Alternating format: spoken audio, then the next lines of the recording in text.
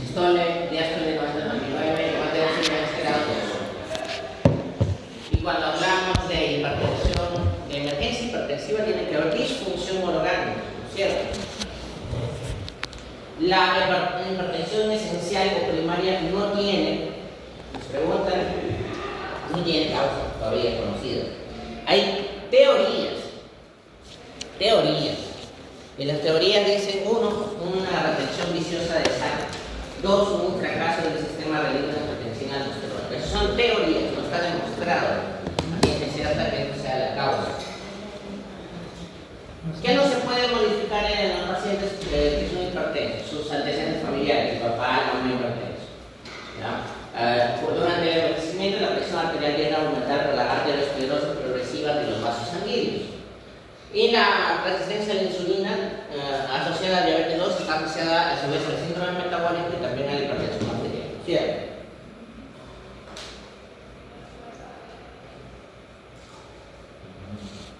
No se olviden que la presión arterial aumenta durante el envejecimiento y es una hipertensión predominantemente sistólica. Es una hipertensión predominantemente sistólica. Es la sístole lo que aumenta. Eso también. Etnia. La hipertensión es más prevalente y más grave en personas de raza negra. En personas de raza negra, inclusive el tratamiento farmacológico es diferente. No es el mismo. Ocurren de manera mucho más estrepitosa. Eso se ve porque la raza negra tiene mayor riesgo de daño cardiovascular y renal porque su sistema renina angiotensina aldosterona es menos eficiente.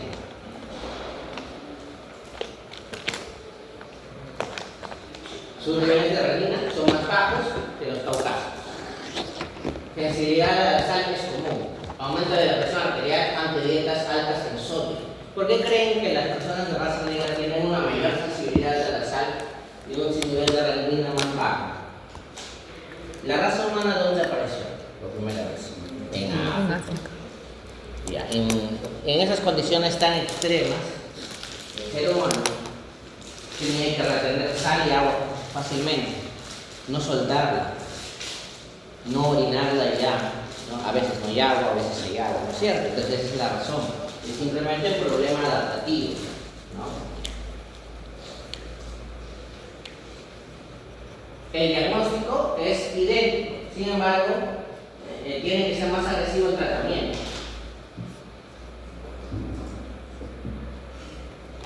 Hay que ayudar a que mejore la resistencia a la insulina y la hiperinsulinemia. Y la relación con la diabetes tipo 2, hiperlipidemia y obesidad se tiene que tratar. La obesidad tiene una correlación sobre la insulina y sobre el síndrome metabólico. O sea, esos tres, la obesidad, diabetes y hipertensión, van de la mano. Entonces, lo que tenemos que hacer es tratar los factores de estilo de vida. ¿Cuáles son? Mucha sal, restringir el consumo de derivado de sal. 2.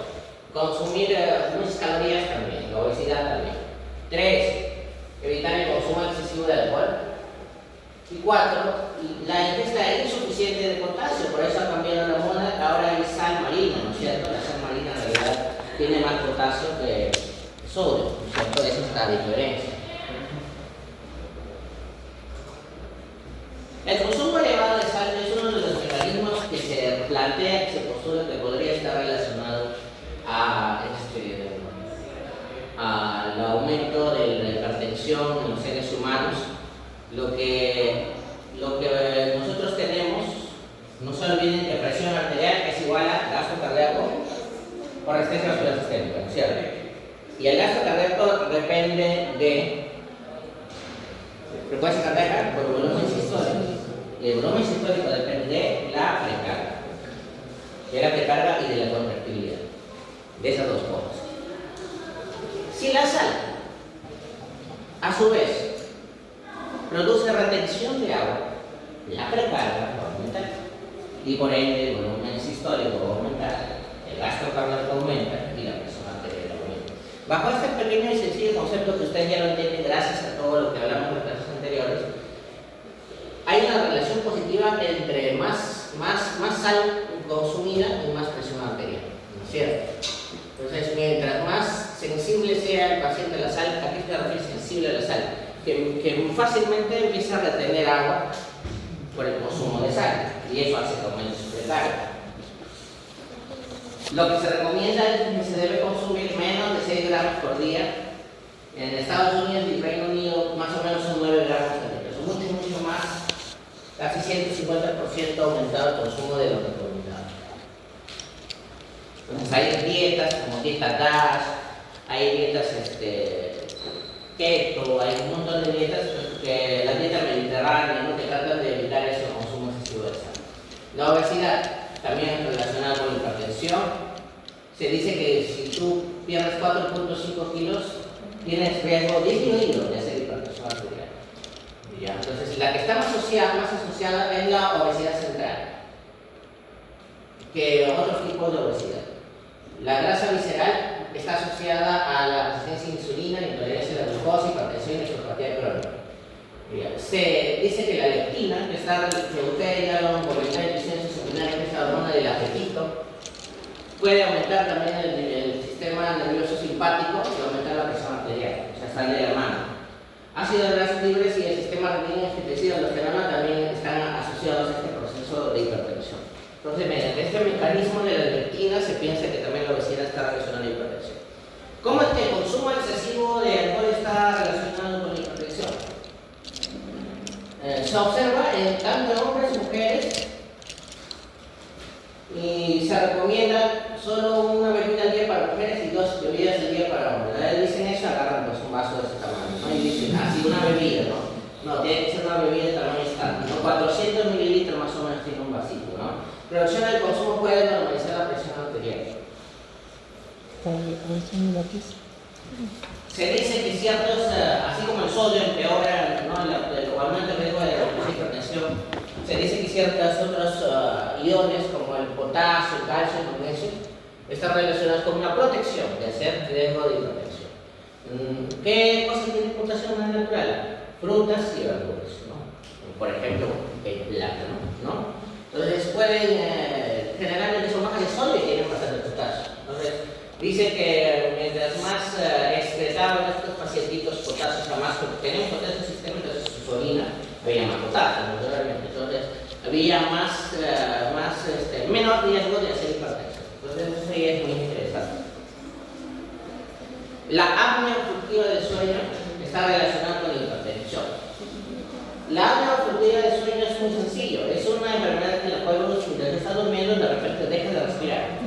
Y esa pausa produce un aumento de la adrenalina, endotelina, aldosterona y rigidez muscular, como una especie de reacción al estrés, ¿no? Por estar un momento sin privado de aporte de oxígeno. O sea, se activa el sistema nervioso simpático. Por eso esas personas deberían estar usando una máquina respiradora durante la noche. Ya, muy bien.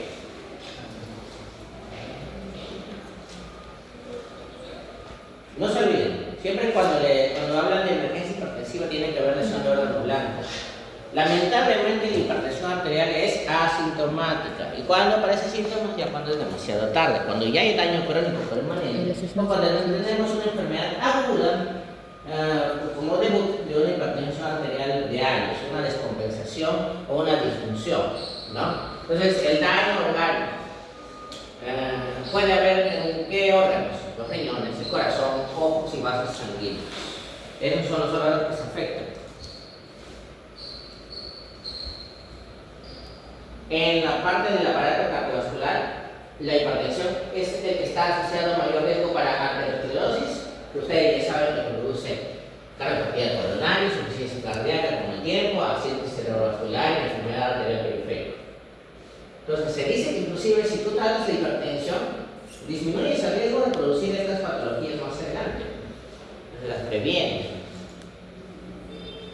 La hipertrofia ventricular izquierda es la cual está más relacionada a la hipertensión arterial, y ya se les comentó durante la clase pasada que eso produce un aumento de la carga de trabajo en el ventrículo izquierdo, produciendo hipertensión con el tiempo. ¿Por qué? Porque al ser una resistencia vascular periférica aumentada, una presión arterial elevada, la poscarga aumenta y por ende el corazón tiene que hacer una resistencia adicional y empieza a hipertrofiarse. La hipertrofia lamentablemente tiene sus consecuencias a largo plazo. ¿No? Puede haber una excelente sístole, pero va a haber una falla en diástole, ¿no es cierto? Que luego puede convertirse en una falla tanto en sístole como en diástole, y como está en el lado izquierdo puede convertirse más adelante en una falla global tanto izquierda como derecha y producir todos los problemas. Entonces está asociado con todas las cardiopatías coronarias, arritmia, muerte súbita y insuficiencia cardíaca. La hipertensión arterial por este mecanismo. Daño renal. Al aumentar la hipertensión a nivel de los riñones va a producir, en vez de arteriosclerosis, nefroesclerosis. No se olviden que los riñones son simplemente ovillos de capilares que se encargan de filtrar, ese es el domenio. Entonces, naturalmente va a haber daño endotelial y ingresa sangre con fuerza, va a producir una lesión crónica con nefroesclerosis. Y es lo que va a producir insuficiencia renal crónica. Entonces, los pacientes hipertensivos de años generalmente tienen insuficiencia renal crónica. Entonces, ¿qué mecanismo está relacionado? Va a haber hipoperfusión glomerular, glomerulosclerosis, y va a haber disfunción endotelial por la presión elevada. Es lo más común en personas de raza negra y también acelera el avance de la nefropatía diabética. O sea que si eres diabético y eres hipertenso, obviamente vas a tener falla renal con el tiempo. Eso ya es segurito. Daño cerebral y cognitivo. La hipertensión aumenta el riesgo de demencia y deterioro cognitivo. Está relacionado al accidente cerebrovascular isquémico. ¿Por qué la hipertensión está asociada al ACV isquémico? Yo ya lo he dicho varias veces. Siempre lo digo, pero nadie me pregunta por qué. Lo he dicho como 3 veces, no, 4 veces. ¿Por qué produce ACV isquémico? Isquémico, ¿no? Hemorragia es bien fácil, ¿no? Se rompe un vaso para la presión alta, ¿no? Embolia, ¿no? Pero no va a ser una embolia en un vaso grande, ¿no? Para que sea una embolia tiene que ser vasos pequeños. ¿Cuáles son los vasos pequeños? Las arterias perforantes, muy bien, a nivel de lo que vendría a ser el sistema talámico, ¿no? Todo lo que comentaba, y lo he dicho como 4 veces, ¿no? Entonces está bien si han estado escuchando. Por estos microtrombos, a nivel de las perforantes talámicas, se producen los ACV isquémicos, ¿ya? En vasos de pequeño calibre, ¿no es cierto? O chiquitos, de 1 centímetro, 2 centímetros o menos, ¿no? Hemorragia cerebral naturalmente, eso sí es sencillísimo, ¿no? Hay esos en la necropsia, ¿qué se encontraron las personas fallecidas por estos problemas? Acá está, mira, ni siquiera estrechamiento y esclerosis de pequeñas arterias penetrantes. Al haber daño endotelial va a haber mayor flujo turbulento, se van a producir estos coágulitos y se va a producir tanto ACV isquémico como hemorrágico, ¿no es cierto? Puede romperse o puede taparse, ¿no? Si se tapa, puede producir infarto. Entonces va a haber hipoperfusión, pérdida de la autorregulación, debilitación de sustancia subcortical. Ya, subcortical es tálamo, no se olviden. Cuando les digan tálamo, es subcortical. Tratamiento. Se dice que eso aumenta, eso protege, y tratar la hipertensión protege a la persona de hacer isquémico hemorrágico. Pero los cambios, o sea, ya el daño endotelial, eso ya no va a cambiar, ¿no? Si por ejemplo estos vasos sanguíneos perforantes ya están alterados, eso ya no va a mejorar. Lo que sí puede pasar es que va a reducir el avance del deterioro de estos vasos sanguíneos, ¿no es cierto? Retinopatía hipertensiva, muy sencillo, mismo mecanismo que los riñones y que las arterias perforantes del sistema nervioso central. Va a haber estrechamiento arteriolar generalizado y por eso va a haber cambios crónicos del sistema ocular, hiperplasia del tórico medio, engrosamiento de la íntima y degeneración hialina de estos vasitos que están en el sistema ocular produciendo daño, hemorragias y trombos o coágulos pequeños también, y eso va a producir ceguera a largo plazo, ¿no? Entonces puede haber shunt arteriovenoso grave, o sea, el mismo vaso sanguíneo por tratar de generar nuevos caminos que se le llama angiogénesis. A veces, lamentablemente, se va a conectar de forma errónea arteria con vena, capilares, ¿no? En la retina. Va a producir riesgo de ceguera y puede haber hemorragias, neurismas y exudados duros. Entonces, eso igualito. Entonces, ¿qué tiene vasos sanguíneos pequeños? los ojos. ¿Se pueden trombosar, pueden hacer hemorragias, pueden hacer microneumomas? Sí. Entonces es exactamente el mismo mecanismo de los riñones y de las arterias perforadas, solo que son, si se dan cuenta, son a pequeña escala, son capilares, son vasos sanguíneos pequeños en todos esos órganos. Es importante ir al oculista siempre para poder hacer eso. Generalmente es el fondo de ojo y en el fondo de ojo se ve esa lesión. Ese es el daño orgánico. Corazón, ya saben, siempre se les va a preguntar. ¿Y cuál es el daño orgánico más común? La hipertrofia ventricular izquierda, asociada a la insuficiencia cardíaca ya a largo plazo, ¿no es cierto? Que habla del infarto, todas esas cosas, ¿no es cierto? Cerebro, ya saben, accidente cerebrovascular o ataque isquémico transitorio, asociado a las arterias perforantes talares, ¿no es cierto? Nefropatía crónica, enfermedad vascular periférica y retinopatía. Estos son los órganos blancos que se lesionan. Diagnóstico de la hipertensión. No se olviden, es simplemente una medición rutinaria que puede hacerse en la oficina y como les comenté en el seminario, en el grupo que ya lo han hecho, si se tiene la duda diagnóstica, que tiene que hacer el mapa. ¿Qué significa mapa?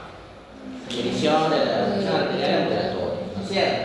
¿No? Entonces, aquí me dicen, condición de medición, persona relajada tras 5 minutos, o sea, no debe haber llegado corriendo inmediatamente, no haber fumado ni consumido cafeína 30 minutos antes, 2 mediciones en cada visita, en el mismo brazo con el paciente sentado.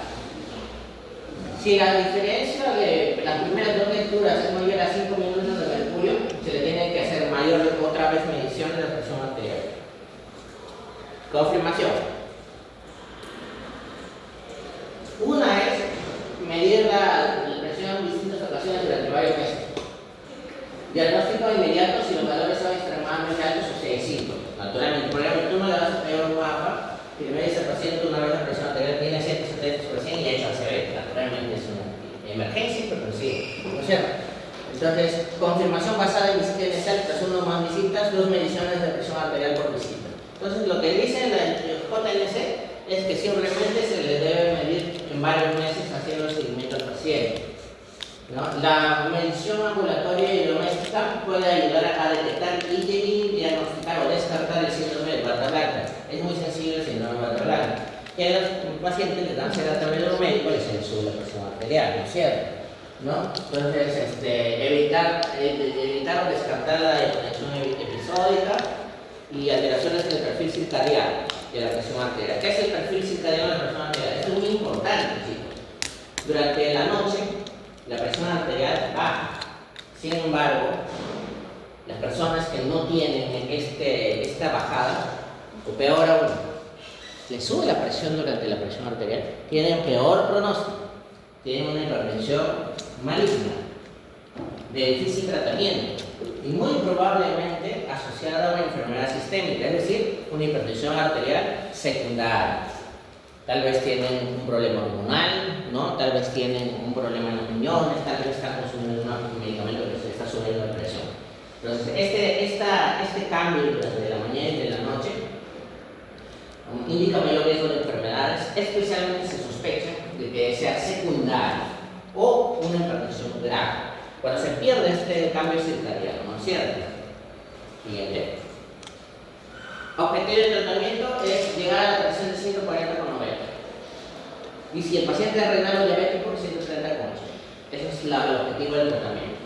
Entonces, 2 cosas: modificación del estilo de vida, uso de fármacos cuando sea necesario para mantener la presión arterial. Cuando es secundaria la hipertensión, naturalmente tú tienes que tratar la hipertensión arterial secundaria, la causa que la está produciendo. Si es un hipertiroidismo, si es un hiperaldosteronismo, un feocromocitoma, si es por medicamentos, tienes que tratar la enfermedad de fondo, ¿no? Los antihipertensivos simplemente son complementarios, pero si la enfermedad de fondo no es tratada, simplemente tú te estás enfrentando a una situación que va a continuar, por más que tú le des antihipertensivo. No se olviden, los cambios en el estilo de vida es lo primero que se tiene que hacer. La actividad física, la dieta DASH, gases, rica en frutas, vegetales y granos enteros. La dieta keto, ¿cómo es? ¿Saben? ¿Ah? No, pero están por ahí. La dieta keto es baja en carbohidratos, alta en grasas, pero grasas de alto valor nutritivo, ¿cierto? Grasas no saturadas, por ejemplo, el aceite de oliva, la palta, ¿no? Esas cosas, ¿no es cierto? Y la dieta mediterránea, la dieta mediterránea tiene un alto índice de protección cardiovascular. ¿Qué come la gente en la Mediterránea? Justamente por eso se llama dieta mediterránea. La gente de Italia, esas zonas, tú lo ves así gorditos, los viejitos, y no tienen infarto, nada, están así gorditos, están felices. Vino, frutos secos, pescado. Esa es la dieta mediterránea. Y aceite de oliva. Esa es la dieta mediterránea. Entonces, hay un montón de dietas que en realidad no están. En realidad, el consumo de sal no es algo universal. Hay muchas culturas que ni siquiera lo conocían. Un día han estado viviendo de otra manera. Por ejemplo, los asiáticos, en vez de sal, ¿qué consumen? ¿Qué creen? Glutamato monosódico. Glutamato monosódico. En vez de echarle sal a su comida, le echan gran cantidad de glutamato monosódico. Estamos llamando a Ajinomoto. ¿Ya? Limitar el alcohol, 2 bebidas al día diario, que saben, si le dicen limita el alcohol solo 2 vasos para los hombres, nos van a agarrar 2 vasos así, no tiene que ser 2 vasos también estándar. Así como sí. Tabaquismo. Recuerden que está asociado el tabaquismo a disfunción endotelial y por ende hipertensión arterial de manera indirecta. Las grasas en la dieta tienen efectos cancerígenos en la presión arterial. Hay ciertas grasas que aún mejoran y ciertas grasas que empeoran. Tienen que evitar las grasas saturadas, ¿no es cierto? Entonces, ¿qué te sube el HDL? Pues sube el aceite de oliva, te sube el HDL. ¿Qué te empeora el LDL, todo lo demás grasas, ¿no es cierto? Decisión. Tratamiento farmacológico. Presencia de órganos blancos, presencia de trastornos concurrentes, factores de riesgo. Entonces, lo que dice en la JMC es que se tienen que usar estos diuréticos, por ejemplo, hidroclorotiazida, bloqueadores beta-adrenérgicos, propanolol, bisoprolol, inhibidores de la enzima compartidora de la angiotensina, ¿no es cierto? Bloqueadores de receptores de la angiotensina, los sartanos, ¿no es cierto? ¿No? Para saltar. Bloqueadores de conductores de la calcio, nifedipine. Se nota que los torturan en farmacología porque se saben todo eso. Ya, entonces, no se olviden que la raza negra se prefiere este tratar.